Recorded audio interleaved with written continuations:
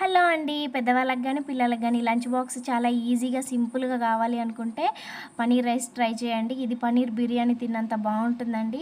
నేను బాబు కోసం కాబట్టి ఎక్కువగా మసాలాలవి ఏం వేయట్లేదు. ఇలా లైట్‌గా వీటిని మ్యారినేట్ చేసుకొని పక్కకు పెట్టేసుకున్నామంటే సరిపోతుంది. ఒక 2 నిమిషాలు.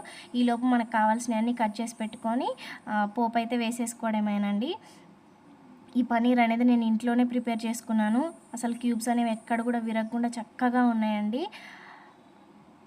సో, కోటింగ్ గూడా మనకైతే ఎక్కడ ఊడిపోదండి. మంచిగా ఫ్రై చేసుకోవాలి. 1 ½ మినిట్ మనం ఫ్రై చేసుకున్నామంటే అంతే సరిపోతుంది.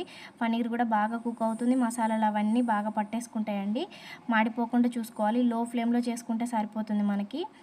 రైస్ ఒక్కటి రెడీ అయిందంటే మనకిది 3-4 మినిట్స్‌లో అయిపోతుందండి. అంత ఈజీ రెసిపీ ఇది. అంతే, మనం ఇప్పుడు అన్నం అంతా ఒకసారి వేసుకొని చక్కగా మిక్స్ చేసుకుంటే రెడీ. నచ్చితే లైక్ చేయండి, షేర్ చేయండి. ఒకసారి తప్పకుండా ఈ రెసిపీ ట్రై చేసి